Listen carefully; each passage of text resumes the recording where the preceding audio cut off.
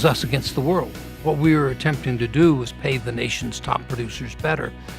That put me on the hate list of every other real estate company. The brokers did not like the idea of making the agents the heroes of the organization. We figured that the agent was doing all the work and taking most of the risk, and yet only getting half of the compensation.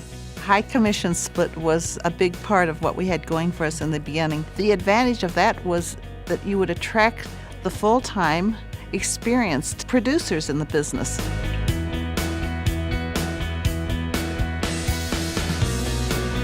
REMAX has always been that pioneer. We basically taught agents how to promote themselves. It was revolutionary. It was different than the way real estate had ever been done in the past. The first month, I took over 1,000 phone calls, 204 face-to-face interviews, and 4 people signed up. And the whole industry was knocking us and telling us that we were nothing but a bunch of cowboys and yahoos. And we went to the Colorado Association of Realtors convention, and so we passed out red, white, and blue pens, and it said 100% in the center, I up mine, now up yours. We weren't liked very well, let's just put it that way. But we became respected because of the fact of the numbers that we were doing, the quality of the agent, the integrity of the agents that we were bringing on. We evolved, and what happened was we coalesced around one image. We had 2 owners of the REMAX franchise in Albuquerque, and the Albuquerque Balloon Festival was just taking off. At the same time, the regional owners had a meeting in Chicago, and we looked up at the TV, and there's the REMAX balloon. Nobody wanted it as a logo. It was just, isn't that cute, our balloons up in the air? We took a silly little symbol and turned it into this massive icon of what professional real estate is supposed to be about. The early days of the company were fraught with a lot of financial difficulties. We had to sell a franchise in order to make payroll. We had to sell another franchise in order to pay the rent. It was just an absolutely terrible market.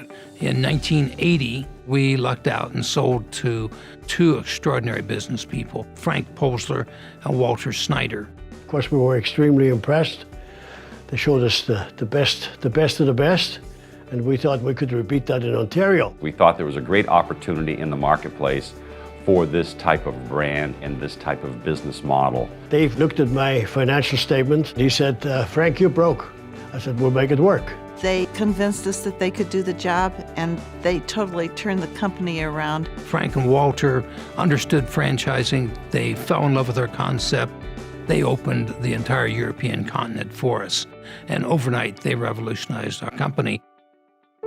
In 1983, we did our first conference up in Northern Ontario. This guy flew in with his seaplane, and I said, Dave, you want to fly with us? No, he said, Gail, you go. The pilot made a mistake. The plane went into a stall spin, crashed into the trees. Killing the pilot and putting Gail and the other 2 passengers in the hospital for years. Originally, they told Dave that she would be lucky to make it through the night. Even if she does come out of it, she may be a vegetable. She may never be able to walk. She may never be able to talk. He read motivational books to her, even though she was in a coma. And the doctor said, son, she can't hear you. He said, I'm going to keep talking to her, and I'm going to sleep here, and I'm going to be with her until she gets well. When she finally went into the rehabilitation center after she got out of the coma, they said that her hopes of ever walking were not very good. And she looked at the doctor and she said, I will walk out of here. I can remember her appearing at the convention, this frail, 95-pound, head-shaved wisp of a woman in a wheelchair. And she stood up in that wheelchair and waved with her other arm in a sling. Not a dry eye in the place. That she wouldn't let it take her down. And I think that ignited all of us to work even harder and harder.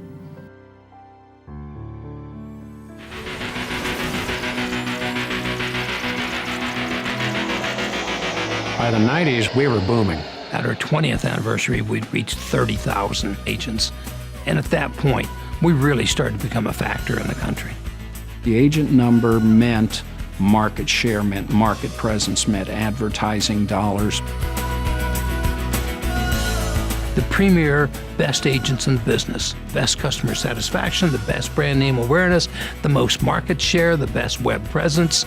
All these things are the REMAX brand. The 90s were impacted by technology, and REMAX was in the forefront of that. We became the first real estate company to have a satellite TV network.